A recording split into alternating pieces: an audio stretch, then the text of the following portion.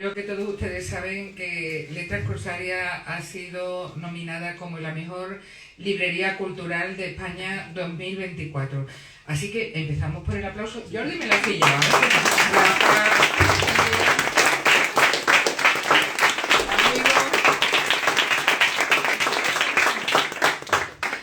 Gracias por hacer cultura, es lo primero que hay que decir.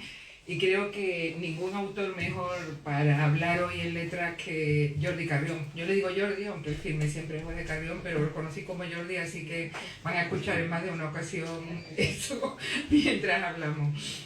Digo que quizá ningún mejor autor porque ya saben ustedes su encendida defensa de lo que es este espacio maravilloso en el que nos encontramos a través de un libro de ensayo tan capital como fue en 2013 Librería, contra Amazon, otro libro absolutamente imprescindible para entender la importancia del espacio que nos ocupa. Siempre digo que Letras Corsarias es la Universidad de Salamanca, creo no equivocarme en absoluto. Jordi nos lo demuestra en todo momento. O Book Lovers, también conocemos cómo Jordi es capaz de desarrollar en podcast, en imágenes, ese tipo de series que nos permiten amar los libros y conocer por qué nos reunimos en estos espacios. Yo no quiero quitarle mucho tiempo a Jorge Carrión porque se trata de presentarlo, pero sobre todo darle la palabra a una tetralogía capital como esta que nos reúne aquí. Jorge es crítico cultural, todos lo conocen por sus podcasts. Solaris es el primer texto que yo exijo, sus 3 temporadas de podcast para saber de qué se está hablando en escrituras del siglo XXI. Es la primera bibliografía, Jordi, es una bibliografía sonora, la tuya. Ecos, Gemelos Digitales, son otros que le siguen. Empiezo por podcast porque quiero ser muy incisiva y revelar la importancia que está teniendo el podcast para los jóvenes. Yo que viajo mucho en tren, lo veo continuamente, estáis escuchando todos los chavales cultos continuamente podcasts sonoros como los tuyos que les revelan cómo va el mundo. Pero igualmente yo conocí a Jordi después, por supuesto, de haber hecho su tesis doctoral sobre libros de viajes, el gran especialista de Sivart, de haber desarrollado literatura de viajes muy diferente, ahí está GER 83, Australia un viaje, de haber también implementado una literatura absolutamente en red, no se me ocurre otra manera de definirla, una obra en marcha, decía perfectamente Sheila Pastor en la presentación que acabamos de tener en la Facultad de Filología, siempre una obra en marcha que pretende afortunadamente ser total, porque lo primero que tengo que decir de Carrión es que su ambición va pareja a su capacidad para cumplir los objetivos. Por eso ha sido capaz de afrontar continuamente nuevos retos, de asumir el reto transmedia, ahí está, ¿no? Barcelona, está el libro de la chatarra como novela gráfica, están tantas cuestiones que nos van revelando sobre todo qué ocurre en el mundo en el que vivimos. Y hay algo extraordinario en Carrión que siempre está hablando del presente, pero sin ningún tipo de empacho al mismo tiempo, se refiere al futuro y al pasado. Esto es el suyo, yo siempre digo que la suya es una estética de barroco frío, lo he dicho en más de una ocasión. Tiene la capacidad de macrosección, esa visión planetaria y distante que le permite, desde la técnica del slipstream, que comparte, por cierto, con Miguel Explicado, aquí otro novelista al que admiro enormemente y tengo en tercera fila, esa capacidad para provocarte en cada línea, para manifestar en una literatura de ideas las posibilidades que ofrece nuestro mundo y para cuestionar. Estamos hablando de una literatura hecha de preguntas, no de certezas, afortunadamente, una literatura que enseña en cada momento, en la que vamos a ver, por encima de cualquier otro elemento, nodos. Y esta idea de nodo es capital, esta idea de intersecciones, de vínculos. Hoy, por tanto, presentamos esta tetralogía que empezó ya en la primera década de 2009-10, ¿no? Los muertos es de 2010. 2010, Los muertos, luego va a seguir, después de Los muertos con Los huérfanos, estamos hablando, por tanto, de 5 años de trabajo en 4 novelas diferentes.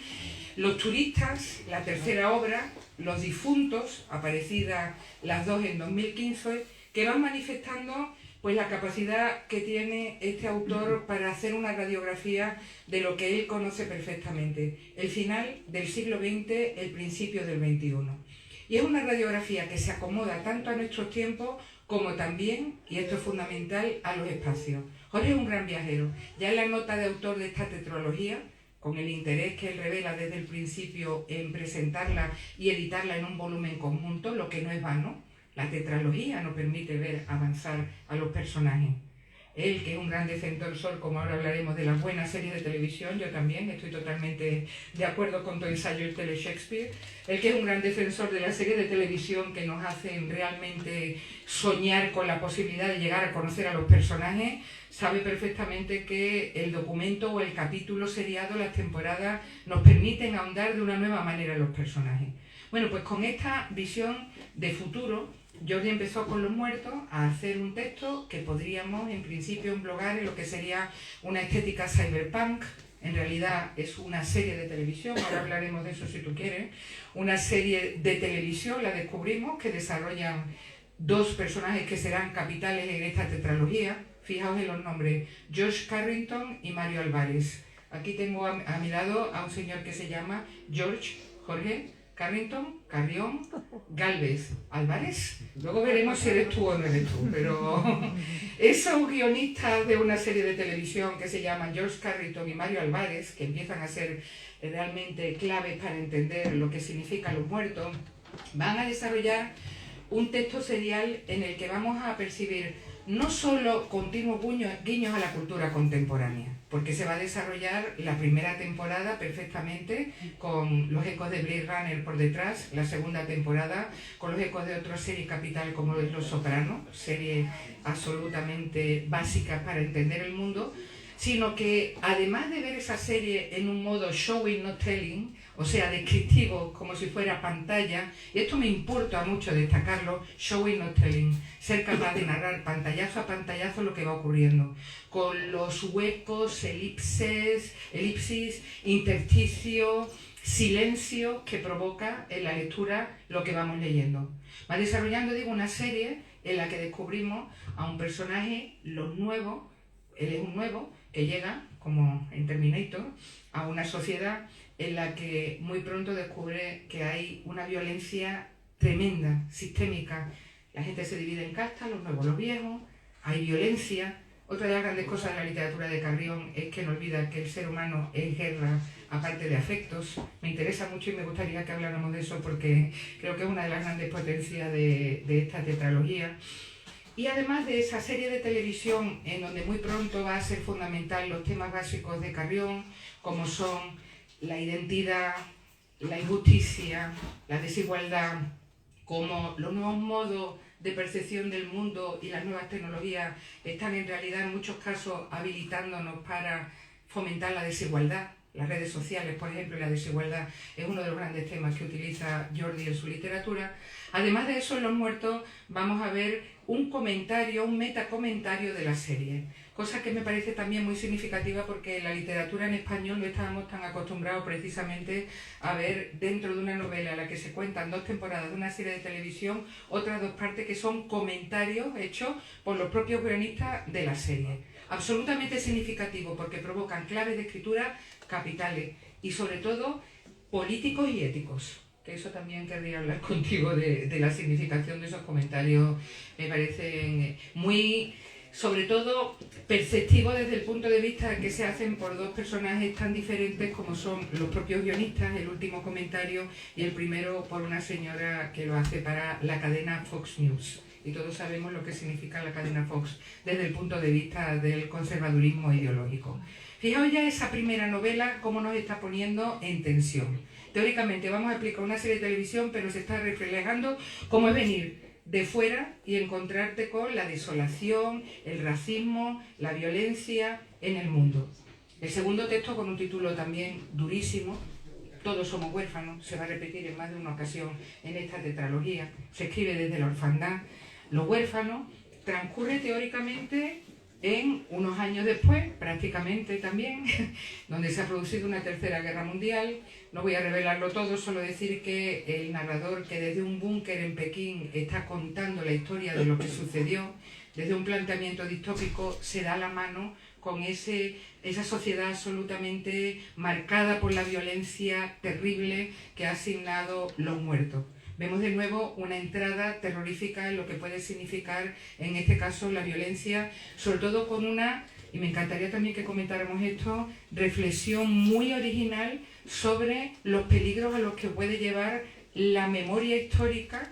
En tu caso tú hablas de la rememoración histórica, cuando desde las redes se crean polarizaciones que al final son utilizados por totalitarismos de signo ideológico.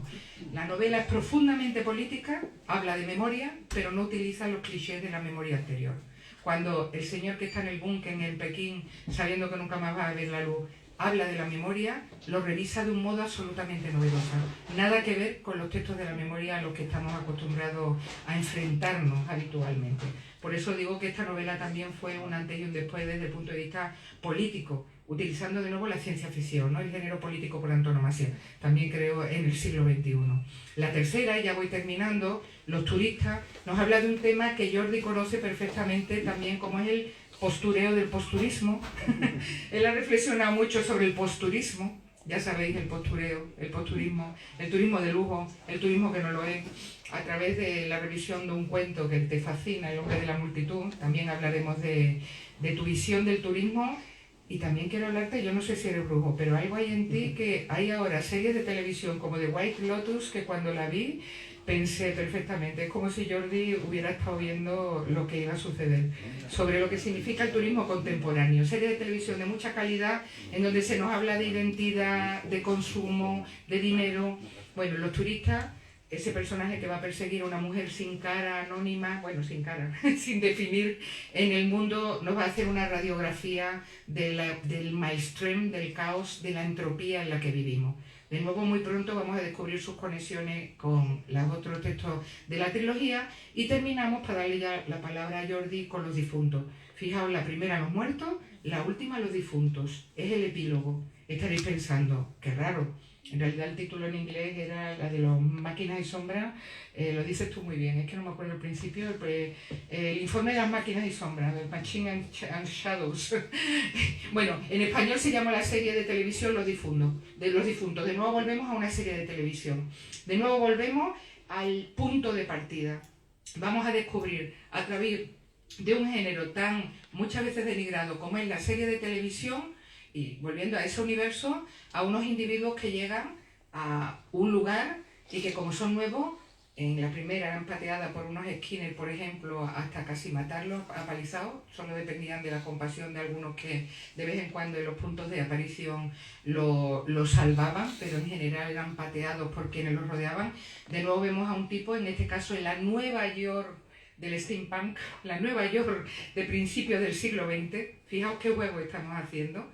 El nodo central es los muertos, luego seguiríamos adelante con la distopía después de la Tercera Guerra Mundial, año 2048, los huérfanos, luego tenemos los turistas, que sería 11 años, 12 antes que los muertos, yo he calculado, y luego tenemos los difuntos, que estamos en el Nueva York de principios del siglo XX.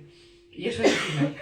Bueno, eso que os estoy diciendo, barroco, delirante, afortunadamente, slipstream, de eso se trata, de mirar de otra manera. Con macro y microepifanía lo que nos está revelando es lo que interesa a Carrión por encima de cualquier otra cosa. En los difuntos, ¿qué es lo que vamos a ver? De nuevo un nuevo, en este caso hecho esclavo, obligado a trabajar con una caldera, en una caldera de vapor. Obviamente la tecnología no es la misma a principios del siglo XX, pero con los mismos conflictos que se han sucedido a lo largo de toda esta tetralogía. La pregunta sobre si las tecnologías nos están ayudando o están esclavizando y sobre todo determinando pensamientos únicos, que creo que es uno de los temas capitales y que quiero destacar sobre todo para hacer ya la conversación contigo. También el tema del peligro de los radicalismos, los totalitarismos de todo signo, esa parte distópica que hay en tu literatura que refleja que tú eres un pesimista de la razón y un optimista del corazón, yo creo, más que cualquier otra cosa. Y luego el tema de la memoria. Cómo pensar la memoria, que es en realidad cómo hablar de la identidad. Toda la tetralogía está permeada, y así termino, por la idea de recuperar la memoria del trauma, recuperar la memoria de lo sucedido y que desgraciadamente nos marcó, pero que casi siempre es irrepresentable. La idea de posmemoria, la idea de quienes no sufrieron el conflicto, pero que obviamente sí lo sienten en sus carnes, aunque no fuera físicamente, psicológicamente, por sus ancestros, por sus antepasados, también permea la novela. Esa idea de cómo hablar políticamente del trauma haciendo novela de ciencia ficción es lo que hace finalmente que esta sea una obra capital de nuestro tiempo, una obra afortunadamente no realista de salón, lo tengo que decir, no realista de salón. Aquí el verdadero realismo se trata de mirar por las esquinas, y por eso no puedo sino declararme una vez más absoluta fan de Jordi, de Jorge Carrión, y pediros que lo recibamos con el aplauso que se merece. Con vosotros, Jordi Carrión.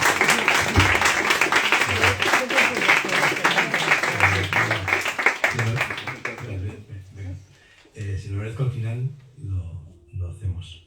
Pero antes, estoy muy emocionado porque estaba en el tren cuando se había dicho la noticia de que esta librería había ganado el premio a Mejor Librería Cultural de España, y que la casualidad haga que esté aquí, pues me ha emocionado mucho.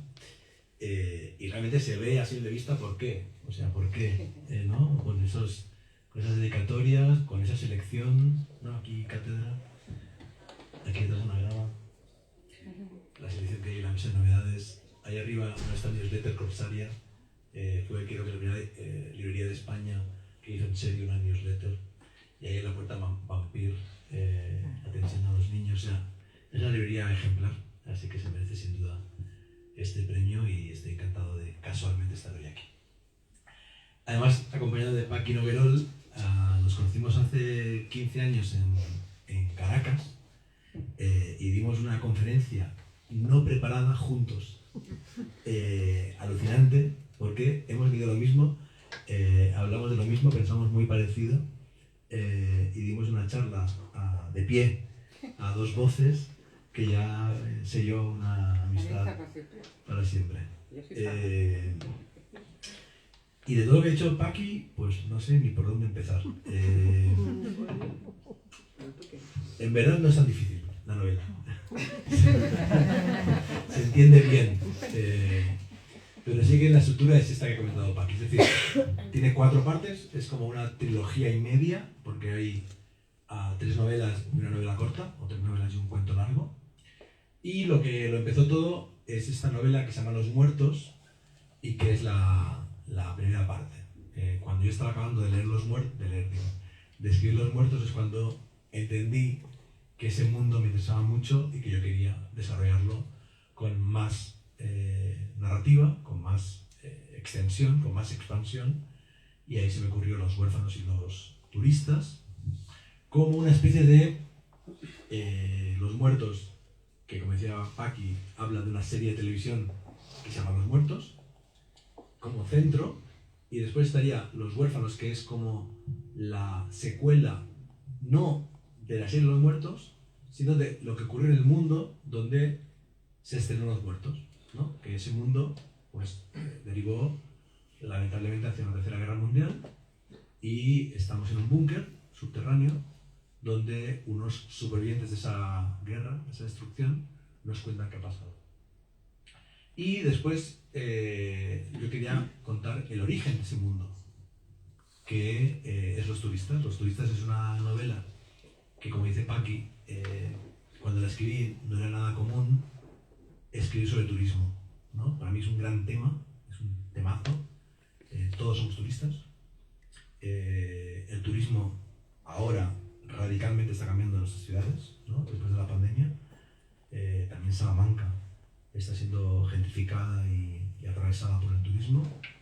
El cambio climático, el turismo y la inteligencia artificial, junto con el auge del fascismo, serían grandes cuestiones de esta década, y yo hace 15 años ya empecé a pensar en cómo convertir eso en literatura. Y lo que hago es un salto atrás, ¿no?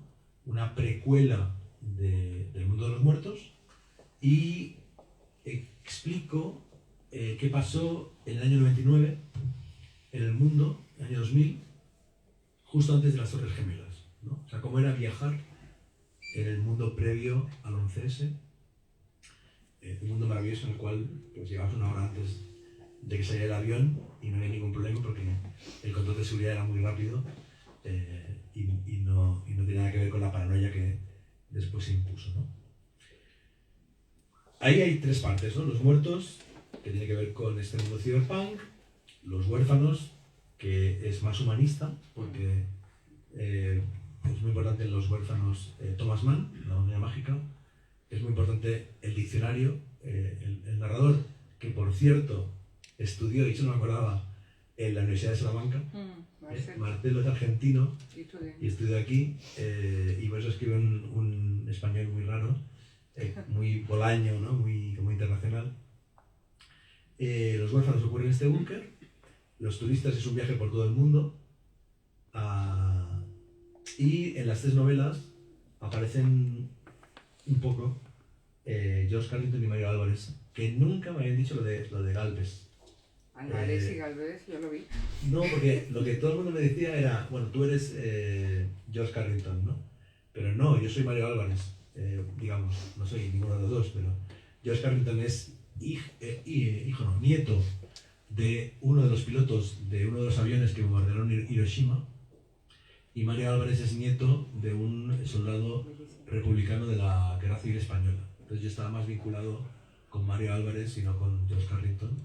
Pero me ha gustado mucho lo de Álvarez Galvez, porque efectivamente podría ser. No lo descarto. Y nada, estaba ahí metido en ese mundo loco 5 años y no podía salir de ahí, y se me ocurrió escribir Los difuntos. Digamos que Los huérfanos y los turistas ocurren en el mundo real en el cual se creó esta serie de televisión que se llama Los Muertos. Y esa serie de televisión que se llama Los Muertos es una serie de televisión que habla de el mundo de ficción, el purgatorio, el infierno, el más allá, a donde van a parar los seres de ficción cuando mueren en un libro, en una película, en un videojuego, en una serie, en un cómic, ¿no? Si tú estás leyendo El Quijote y en la última página Alonso Quijano muere, automáticamente en el mundo de los muertos se despierta alguien en un cuerpo extraño que no sabe quién es y que quizá consigue pagarle a un adivino para que le adivine su pasado, y consigue descubrir que es Alonso Quijano. O quizá lo que recuerda es que es Don Quijote. O quizá no sabe muy bien quién es y deduce que quizá es Tirán Leblanc o Amadís de Gaula.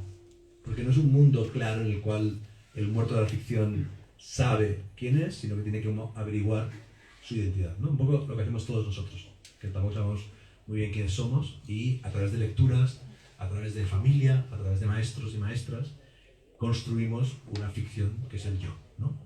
El libro habla de eso y lo hace, como decía Paqui, en un mundo que es cyberpunk, en la primera parte muy influido por Blade Runner, en la segunda parte muy influido por Los Soprano, y por tanto la primera parte es el cine, la segunda parte son las series, y la novela habla del cambio de paradigma que supuso el cine como gran narrativa del siglo XX y las series como gran narrativa del siglo XXI.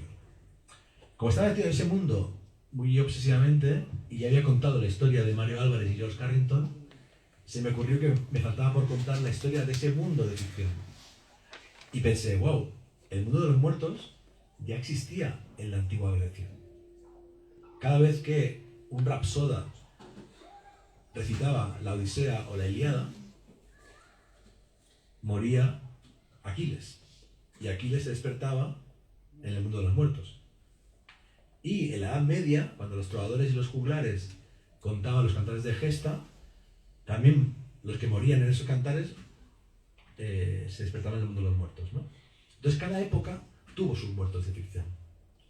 Y se me ocurrió que, como había hecho una trilogía sobre el cambio del siglo XX al siglo XXI, era interesante acabar con un cuento del cambio del siglo XIX al siglo XX. En el siglo XIX, Nietzsche publica su famosa máxima Dios ha muerto, y pensé, wow, cada vez que alguien leía eso, Dios se despertaba en el mundo de los muertos sin saber que era Dios, ¿no? Pero hay un personaje interesante que es Dios, y otro que es Drácula, y otro, ¿no? Hay personajes del siglo XIX que podían jugar muy bien en ese mundo. Y así escribí Los difuntos, que lo que hacen es crear la genealogía del mundo moderno de los muertos. Aquí mencionaba las castas. Yo soy hijo de andaluces en Cataluña, soy charnego, y toda mi literatura creo que tiene que ver con eso un poco. y los muertos habla mucho de la migración, ¿no? De la gente que llega a un lugar y tiene que construirse una nueva identidad, negociando con la memoria del lugar de donde viene. Y los difuntos habla de cómo cambió en el mundo de los muertos la consideración respecto a tu condición legal por tu origen. Y esto viene de mis lecturas de Américo Castro, ¿no? La teoría de que en el siglo de oro aquí había dos castas, la de los cristianos viejos y los cristianos nuevos. Ahí están los nuevos y los viejos del mundo de los muertos, que los difuntos elaboran, ¿no? Entonces, como que lo que he visto leyendo esto, tengo que decirlo, esto me emocionó mucho, ¿eh? Este libro lo recibí en julio en una caja, o en 3 cajas. Me emocionó mucho. O sea, yo no pensaba nunca que las huellas se publicarían en volumen. O sea, normal en España es que los libros no se publiquen, ¿no? O sea, que se publiquen una vez, que no lo lea nadie y que ya no se publiquen más, ¿no? Entonces, pensar que hace 10 años yo le envié a Galaxia Gutenberg este libro y que Galaxia Gutenberg no se atrevió a publicarlo porque son 800 páginas, es muy caro, es difícil encontrar lectores. Pero me dijo, el editor John Tarria me dijo, bueno, publicamos los 3 por separado y dentro de 10 años hacemos el volumen, ¿no? Y que cumpliera la palabra y que lo hicieran tapadura, a mí me emocionó mucho. La verdad es que lo normal no es que ocurra este tipo de milagros y estoy realmente muy feliz de que este libro exista. Y lo que me ocurrió cuando lo leí en mayo entero, ¿no? Para corregir pequeñas cuestiones de estilo mínimas, no me quise meter a corregir nada porque pensé, no puedo saber lo que yo pensaba hace 12 años. Es probable que corrija algo que crea que está mal, pero que tenga una razón que yo decidí conscientemente cuando lo planifiqué, ¿no? Pero lo que me di cuenta es, y si yo te cedo la palabra, que el turismo efectivamente, cuando no había series del turismo, yo estaba trabajando en turismo. La pandemia la preconiza. Que hay 2 pandemias en las huellas. Que ya hablo de inteligencia artificial, tanto en los muertos como en los turistas, que hay una historia con un robot y con una IA. Que hablo del auge del fascismo y de la ultraderecha en el mundo por reacción a el discurso de la memoria histórica, ¿no? O sea, es una novela que está en contra de la memoria histórica según Zapatero, aunque yo como ciudadano esté a favor de la memoria histórica de ese gobierno y del gobierno siguiente, ¿no? y del gobierno actual. O sea, yo creo que hay que excavar las fosas comunes del franquismo y de la guerra civil. La novela trabaja en contra de lo que yo pienso y se pone como abogado del diablo, y yo creo que acierta, porque parte de lo que estamos hablando ahora con la ultraderecha tiene que ver con que reacciona contra un discurso de la izquierda vinculado, por ejemplo, con la memoria histórica, ¿no? Es que hace una magnífica proyección de lo que significan las redes sociales.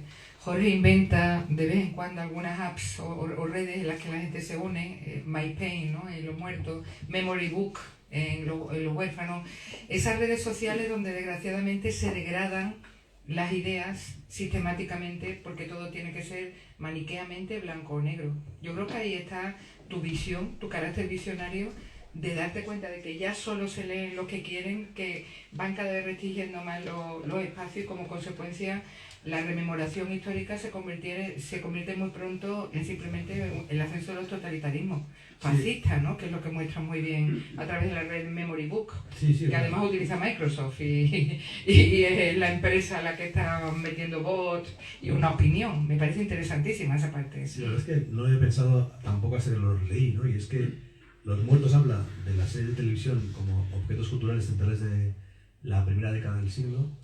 Los Huérfanos habla de las redes sociales como objeto cultural central de la segunda década del siglo. Y después el proyecto siguió en Membrana, porque Membrana habla de la IA como objeto cultural central de la tercera década del siglo XXI.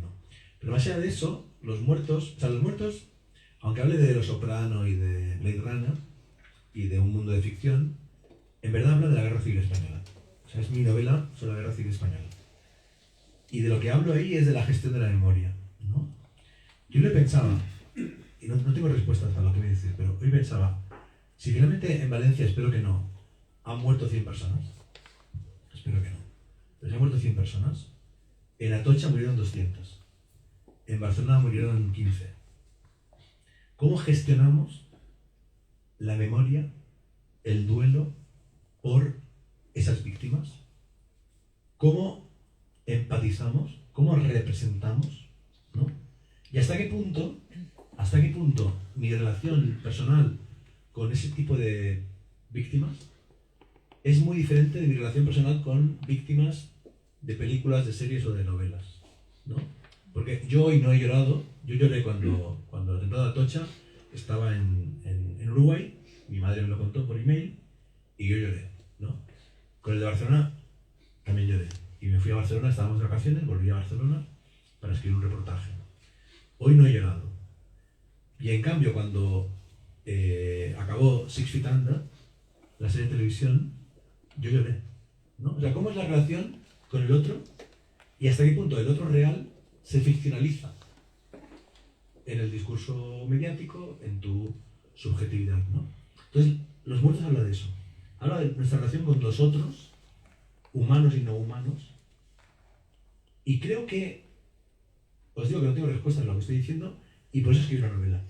Y todavía hoy, ¿no? 15 años después, no tengo respuestas. Y creo que realmente la novela es la máquina que formula las mejores preguntas. Que también está ahí en Los Huérfanos. Marcelo, el argentino que estudió en Salamanca y que vive en ese búnker en Pekín con otras poquísimas personas, es un narrador homodigético. Nos tenemos que creer todo porque él está hablando en primera persona, así que la conocemos todo por lo que nos dice Marcelo. La gran preocupación de Marcelo es mirar el diccionario, hacer listas de palabras y contar bien lo que pudo ocurrir para que estallara la Tercera Guerra Mundial. Yo creo que es realmente el hilo conductor de la trilogía o epílogo o tetralogía, como yo lo llamo. La idea de cómo contar realmente y hacer real lo real, que es lo que a ti te preocupa. Y acabar con la anestesia perceptiva, que es otro gran tema del siglo XXI del que estamos hablando. A partir de ahí, solo por comentar esa nota primera de autor en la que tú dices, empieza a escribir Los Muertos porque acabas de leer Véase Amor de David Grossman, que es una novela en forma de diccionario, pero es una de las novelas más fuertes, más políticas que puede haber en el siglo sobre lo que significa el horror y el trauma, ¿no? de lo que es la pérdida por el holocausto y demás. Voy a decirlo así, complejidad estructural que va con Marca de Casa de Jorge Carrión y que tiene que ver con el deseo de verdaderamente contar. Lo que hizo que Bolaño en 2666 contara cada capítulo con un género literario, hace que haga un diccionario de David Grossman y que tú continuamente estés cambiando de modo de narrar. Creo que tiene mucho que ver con que quieres desactivar la apatía o la indiferencia del espectador. Bueno, yo creo que cada libro como que renueva el pacto narrativo, ¿no? Y el compromiso. Y claro, hasta ahora eran libros por separado que planteaban relaciones diferentes con el lector y ahora hay una exigencia. O sea, es una novela de casi 800 páginas que reclama un compromiso para entender el diseño del conjunto, ¿no?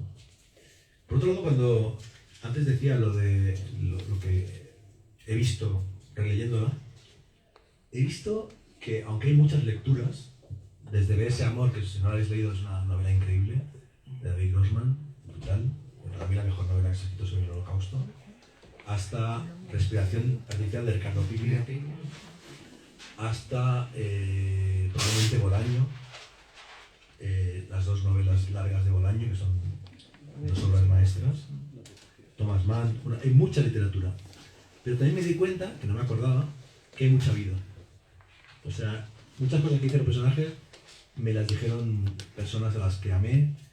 Los protagonistas están inspirados en dos amigos de la universidad que se dedican al cine y que también eran como un matrimonio igual que ellos, de amigos, que además ahora se acaban de separar, o sea, no eran pareja, cada uno tenía su esposa y sus hijos, pero han estado trabajando juntos durante 30 años, desde acabar la carrera hasta ahora, y acaban de romper.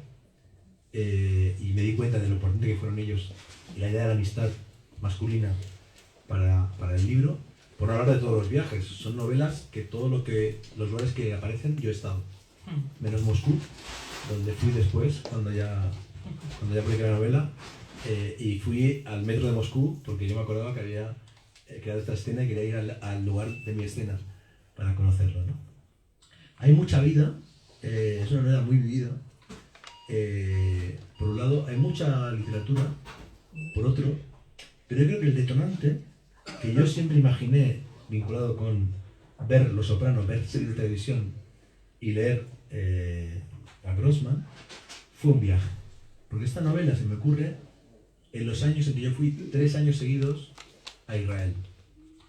Una amiga mía de la universidad vivía en Israel con su marido, ahora por suerte viven aquí. Ya se fueron, o sea, ellos querían irse de Israel antes de que el hijo mayor empezara a sentir vínculo con sus amigos, que es lo que hace que después quiera hacer el servicio militar y te vuelvas de un modo u otro nacionalista hebreo, y consiguieron salir cuando el hijo tenía 9 años o 10 años. Pero los fui a ver 3 años seguidos. El primer año fui a Haifa y a Tel Aviv y a Jerusalén, el segundo año todo el país y Jordania, y el tercer año Jordania y Egipto.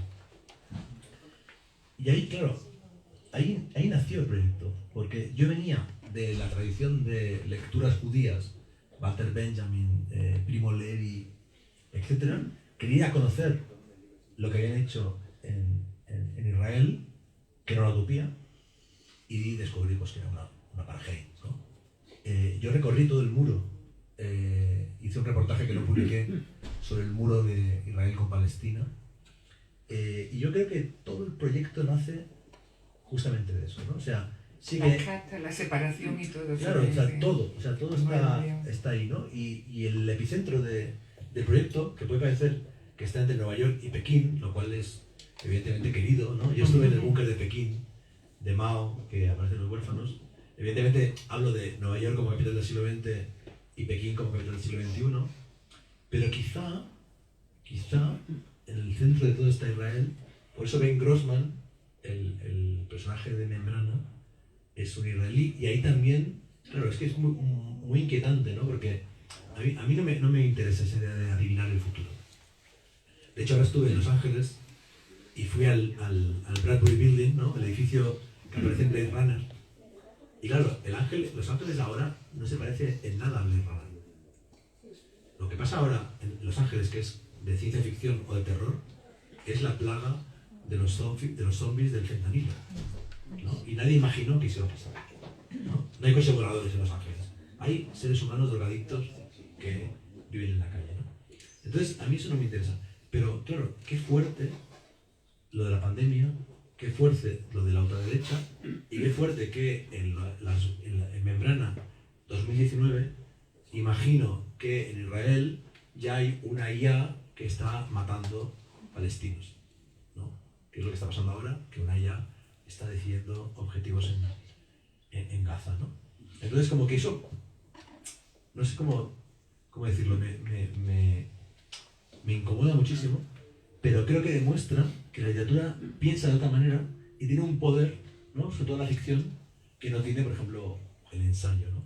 O cuando piensas en la presidenta afroamericana Hillary Clinton, porque aquí hay nombres como Ridley Scott, George Bush, Harrison Ford, aparecen nombres reales continuamente, pero la afroamericana Hillary Clinton y el Brain Gates, bueno, lo que hablas en política ahí es fortísimo, porque realmente también ahí apuntan maneras de lo que puede estar ocurriendo en nuestro tiempo.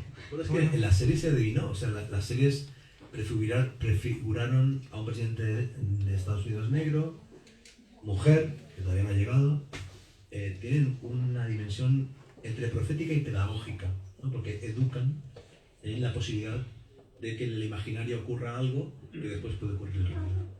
Vamos a hablar de esa osadía de meter ensayo y crónica cuando no se hacía realmente en el tiempo de los muertos nunca. Ahora el ensayo ficción está mucho más de moda que colocaste, ¿no? Como segunda y cuarta parte de los muertos. Hablas de la serie de televisión, la describes en pantalla, que también ahí tuviste un desafío importante. Me gustaría que habláramos de eso, del showing, al describir lo que está ocurriendo en la serie de televisión, y meter el metacomentario y lo que significó ese comentario, sobre todo para dar claves que luego se desarrollan en el resto de la tetralogía. A mí es lo que más me interesa, yo creo. O sea, a mí la novela narrativa pura no me interesa. porque le veo los recursos, le veo los engranajes. Hay una artesanía muy elaborada que puede ser magistral, pero no me interesa, me aburre como lector y como escritor. Y en el terreno que me interesa moverme como lector y como escritor es entre la ficción y el ensayo, o el ensayo y la narración, ¿no?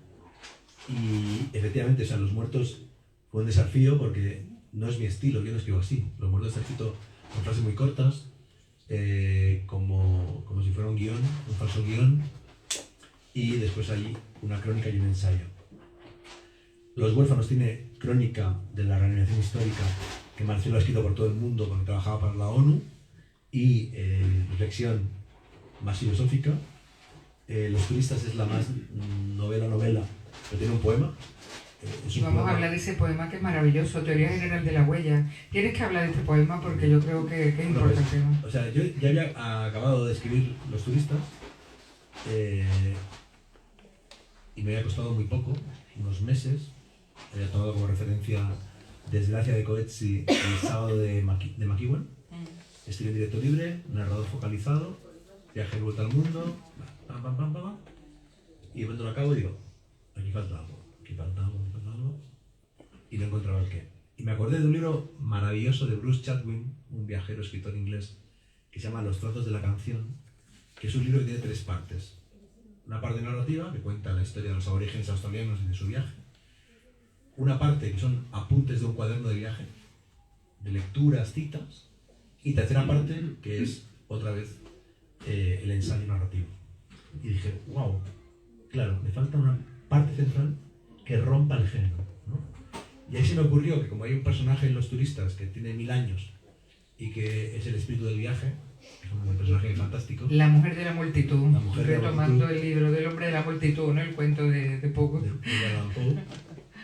Lo que hago es que ella habla en primera persona, en verso, de su vida. Empieza en el año 1000 y acaba en el año 2000. Cuenta toda su vida y como es el espíritu del viaje, nos cuenta la historia del viaje. Desde el año 1000, la peregrinación, hasta el año 2000, el turismo de masas y el viaje virtual, pasando por la exploración, por el Grand Tour, por el viaje ilustrado. Y lo interesante es que en cada momento de ese poema, la forma del poema cambia y se adapta a la época de la que habla el poema.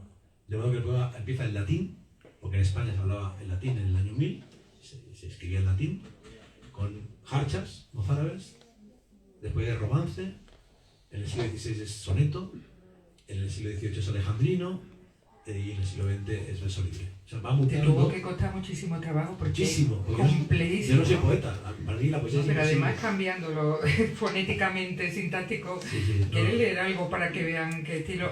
Además hablas de la ninfa, de la monja Egeria, la gran viajera básica, claro, que va mutando, ¿no? Todas las mujeres viajeras, porque es un alegato además feminista, podemos decir, ¿no? De todo lo que se ha sufrido y de lo que sería viajar como mujer. También eso lo quiero destacar. Eso me gustó porque es una novela muy masculina y de pronto el personaje más poderoso es una mujer. Es una mujer. Y eso no era consciente yo en absoluto, es muy anterior a mis lecturas de teoría feminista. Fue pura intuición de que yo entendí que faltaba algo. Yo les lo comienzo para que lo entendáis, pero después va mutando, ¿no? Dice: Ad locum qui dictur Lorca in orientali parte descurrit flumen quod dicitur rius salatus con o auditorio de nuestro dueno Cristo, dueno Salvatore, a la muerte te dexaste prender ay Egeria, la peregrina, en aquella orilla de sal, e íbase mio corazón de mí, mare morta, vita mía, decidme, ay hermanitas, ¿cómo contener mi mal? Samer o Samar ausera, caminante, viajera, peregrina, 1000 nomes te decían, y entre los 1000 tú preferías Egeria, quien Tierra Santa, por el andar fue maldecida, siguiendo las pisadas de Cristo nuestro Señor, por ciudades et desiertos, montes et llanuras, desde el Sinaí hasta Jerusalén, estableciste Egeria el mapa de la fe. Escrito está actuado antes de ser patricia romana, hace siglos que es tu estado, esa maldición que te reclama. Si entre legos el mayor honor es el de caballería, para ti, Santa Egeria, non era otro que caminería, ¿no? Va jugando con el estilo de cada época hasta que en el siglo XXI acaba así. No olvides nunca la tradición inquieta y femenina a la que perteneces, mujer y creyente, hermana, jamás la traiciones. Dentro de 1000 años, un nuevo rastreador comenzará a seguirte. Sabrás entonces que tu fin se acerca y que tienes que encontrar a tu propia heredera. Recuerda por último esto que te digo. No lo olvides nunca. Es el núcleo de todo, lo más sagrado, la sangre oscura que nos recorre como una espiral de vértigo. Todos los caminos descienden hacia nuestras madres. Fantástico, pues ya veíais, ahí está la idea de la huella. Además se llama esa parte que es la segunda teoría general de la huella. Y veis que la tetralogía se llama Las huellas. Juegas además con la idea de la huella de Benjamin frente a Laura, que me parece muy interesante. La huella es lo que hace cercano lo lejano, porque tú atraviesas tiempo, atraviesas espacio para dar ideas de otra manera del mundo. Y por eso me interesa también de nuevo volver al personaje de Marcelo, el argentino de los huérfanos, y a las listas. La idea de la lista que utilizas de una manera tan sutil. Cuando la lista es uno de los grandes recursos del siglo XXI, Marcelo hace exactamente lo mismo, imantando palabras, como los grandes poetas surrealistas, demostrando hasta qué punto las palabras pueden significar más cuando parecen teóricamente salvajes, como el cadáver exquisito, y que sin embargo esas imantaciones llevan a un sentido más allá de la realidad. Mira, Los Muertos nació de una idea, la idea de que los personajes de ficción cuando mueren van a un mundo fantástico.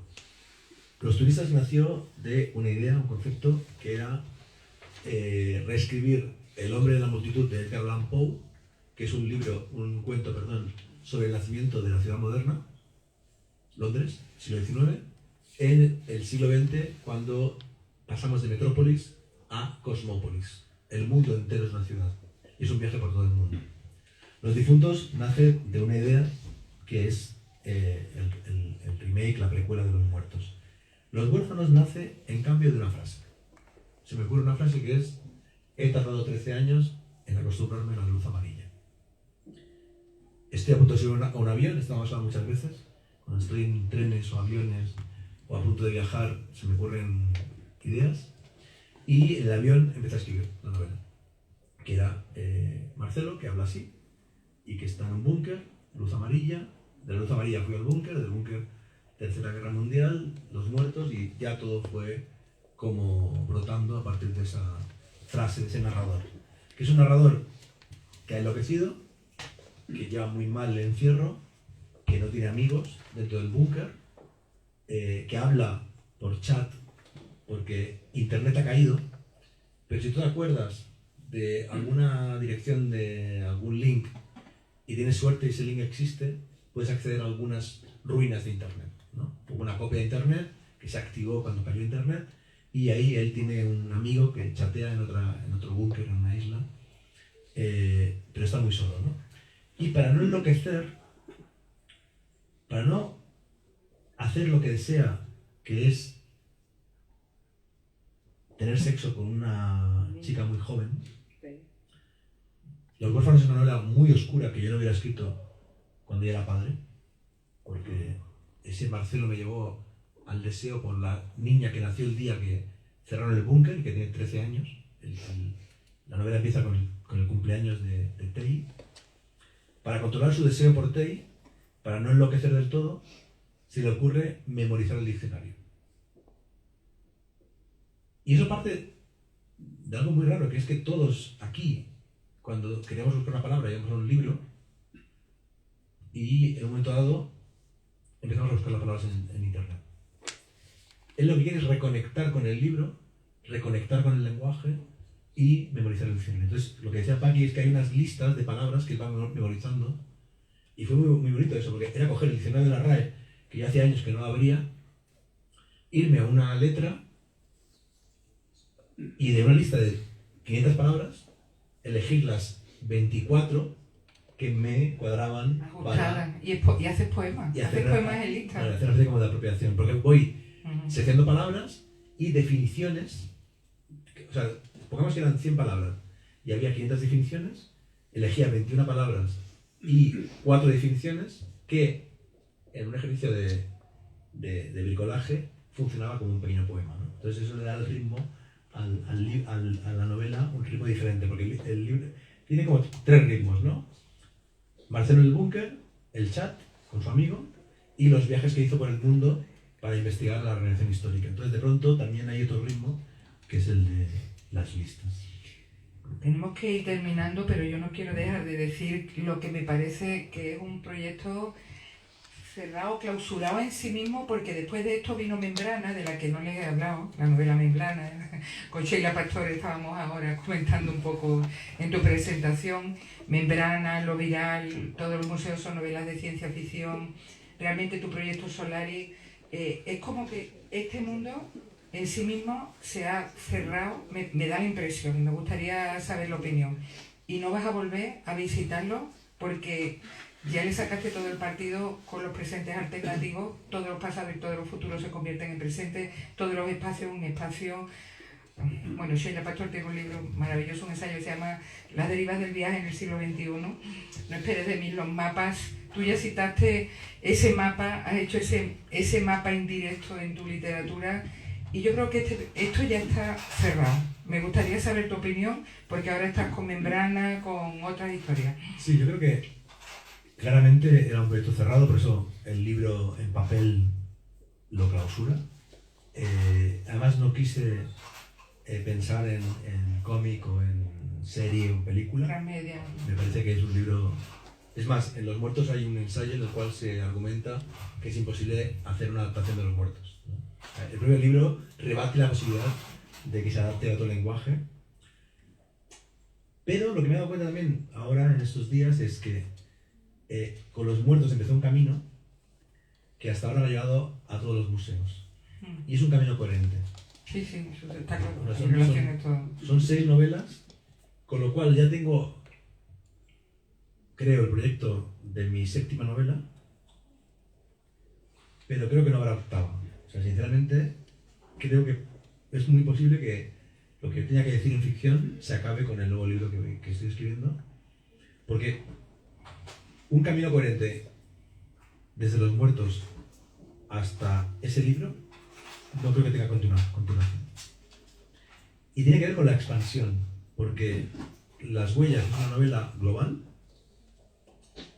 Membrana y todos los museos también es global, ¿no? O sea, yo convierto el planeta Tierra en mi escenario, en mi campo de trabajo, en mi laboratorio. Yo no me siento ni muy español ni muy catalán. Ahora estoy más barcelonés porque mis hijos han nacido en Barcelona y porque es mi ciudad, pero me siento como ciudadano del mundo, digamos, o europeo, cosmopolita, lo que sea eso. Y mi literatura es, por tanto, transnacional o es internacional o es global o yo qué sé. Y ese camino, de momento no creo que no tenga regreso. O sea, yo no puedo escribir una novela ambientada en Barcelona, ¿sabes? Yeah, no se me ocurre. Después de lo que estoy escribiendo, creo que ya está, ya se acabó la ficción. Aunque en su momento hiciste Barcelona, libro de los pasajes. Sí, es que en no ficción voy a seguir trabajando, tengo varios proyectos, tengo varias ideas, no. Yo en ficción, ¿no? O sea, en novela creo que con Los Muertos como que primero un contrato, ¿no? De un tipo de proyecto hacia un camino y creo que ahí va a concluir. O sea que sí, que es un proyecto cerrado, pero que creo que se relaciona con una galaxia de objetos culturales y que en particular desde la ficción inauguró un camino en el 2008 en el que todavía estoy. O sea, voy a estar 20 años en un camino, o sea, fue una hipoteca. Es como una hipoteca que con el banco que está 20 años pagando. Yo sigo pagando la idea maldita que tuve en Israel hace casi 20 años. Una experiencia fascinante. Bueno, es el momento que podéis hacer los comentarios que queráis, preguntas. ¿Queréis algún comentario, alguna cuestión en relación a las huellas? Bueno, lo que queráis. Miguel, ay, perdón. Perdón, mi niño. Bueno, primero tú y luego Miguel. Has hablado de la guía, has hablado del auge del fascismo, has hablado de la nueva narrativa cinematográfica de las series. no sé si los ves... Para que te como- graben y te escuchen ahí. No sé si lo consideras como tres grandes males del siglo XXI, orquestados por los que realmente manejan los hilos, o no. No te voy a pedir tu opinión sobre el auge del fascismo, tampoco sobre la IA, pero sí sobre el auge realmente brutal de las series. Es cierto que hay algunas, muy pocas desde mi punto de vista, que son francamente muy buenas, pero la mayoría son francamente muy malas. Yo entiendo la serie como una especie de enganchar, ¿vale?, a alguien de manera consecutiva, ¿no? Entonces, no sé si tú crees que la serie puede ser así, es decir, es algo que está premeditado, es decir, el por qué la serie está al mismo, o puede estar al mismo nivel que esos otros dos males, o se escapa de ahí, de ese planteamiento. Es un poco exagerado comparar las series con el fascismo. No, Hay un son cierto- tres dimensiones totalmente diferentes, ¿eh? Hay un cierto fascismo estético, quizá en el mainstream. No, efectivamente, o sea, el tema de la IA y del fascismo, de la ultraderecha, yo no me atrevería a escribir un ensayo sobre ello, y por eso lo trabajo más en la ficción. Pero sí que evidentemente están muy relacionados. Es decir, la ultraderecha y fenómenos como Trump, Bolsonaro o Milei no se entienden sin las redes sociales y sin los bots. Con lo cual hay una convergencia, y que Elon Musk al final se revele como fascista es como, está en el guión, ¿no? O sea, como personaje de serie, Elon Musk al final era vicepresidente de Trump, digamos.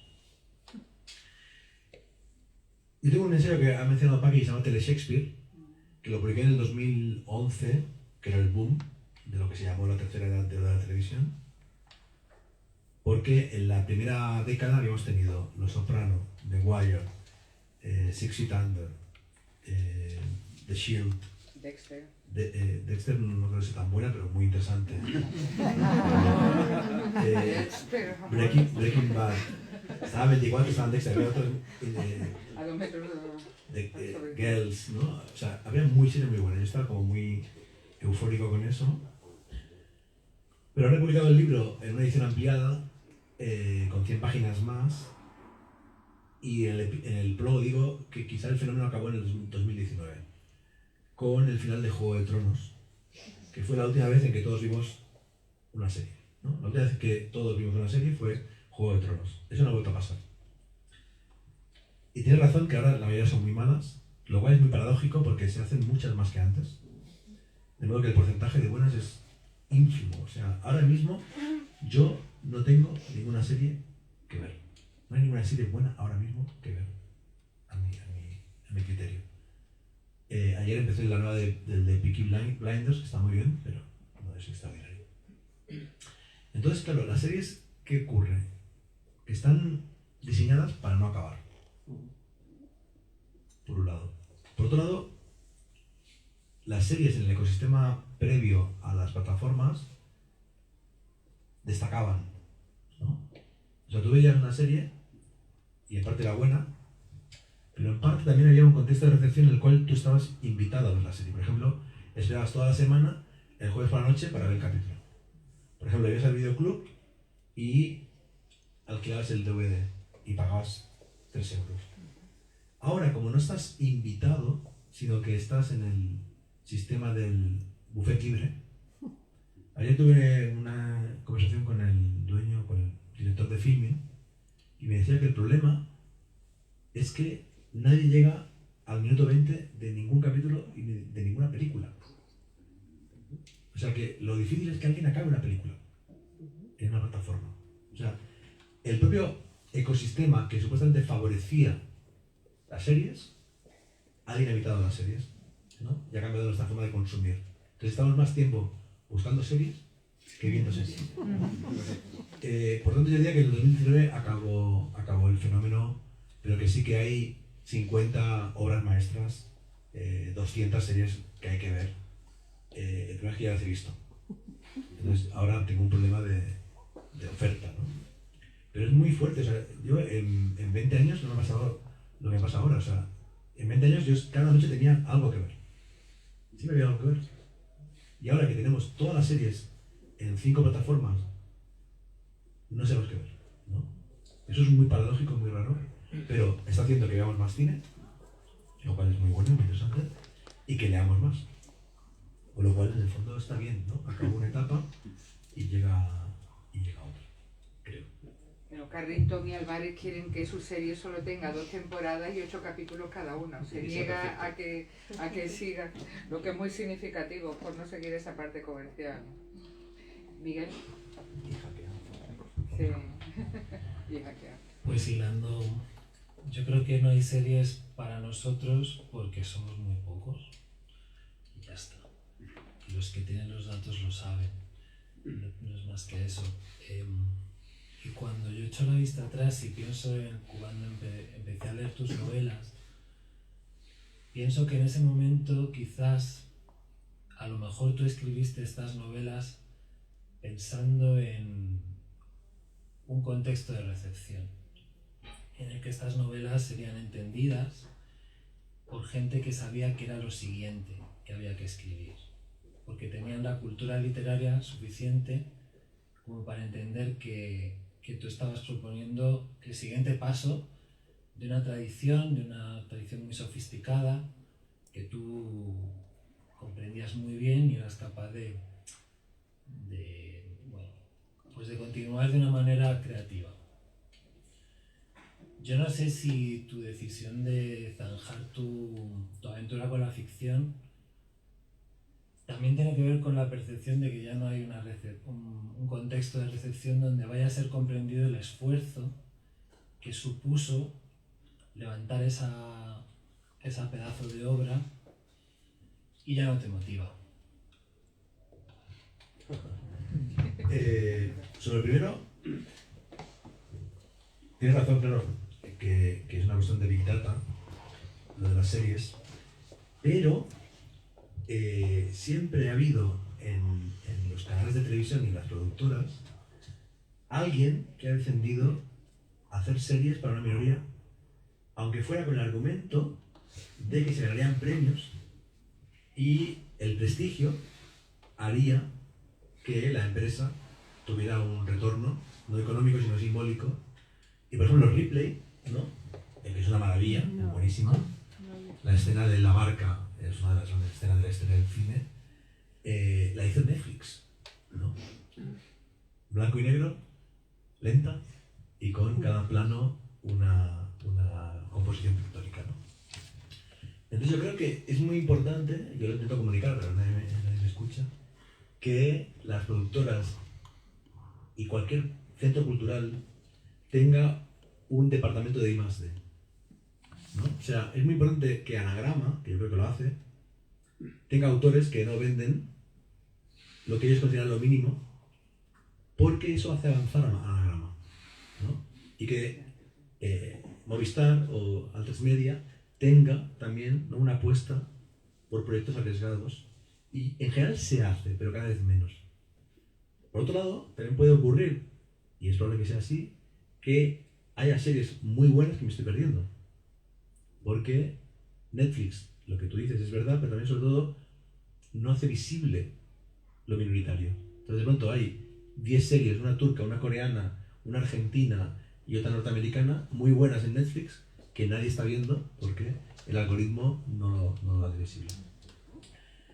Sobre el otro, que mi inconsciente pensara eso con Los Muertos es posible, Miguel. Porque efectivamente, claro, uno piensa, si yo estoy viendo Los Soprano y me está encantando, debe ser mucha gente, ¿no? Pues no, era una minoría, ¿no? Con lo cual, mucha gente no entendió el juego con Los Soprano de Los Muertos.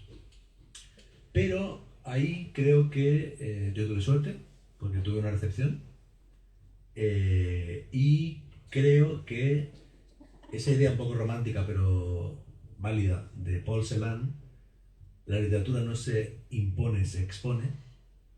Si la suerte te acompaña, funciona, ¿no? Porque Los Muertos tuvo 3 ediciones en el 2010, después una edición en el 2014, y Las Huellas se ha publicado porque ya se está agotando Los Muertos y Los Turistas, creo que eran las dos que estaban agotando.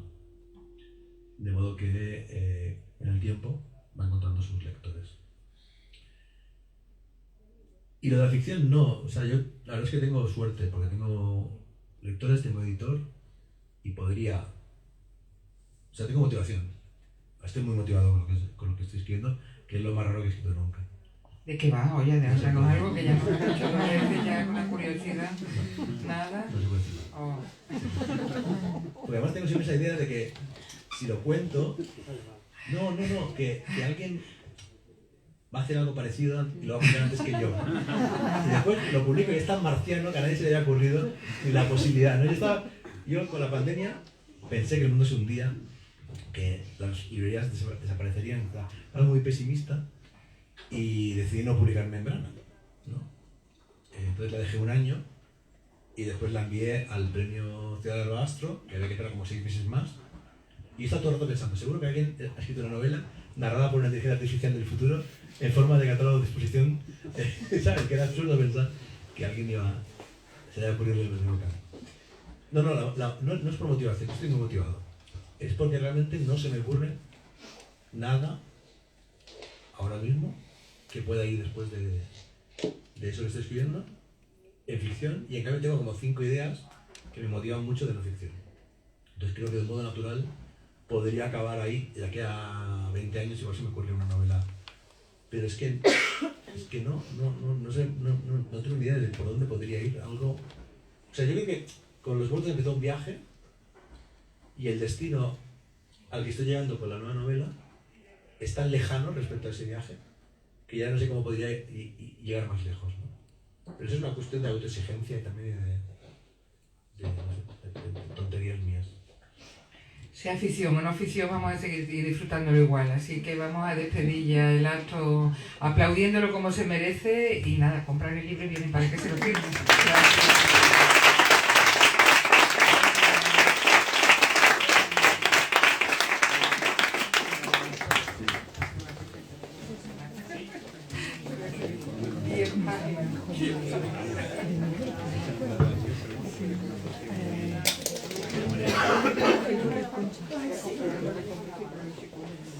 No sé de la librería.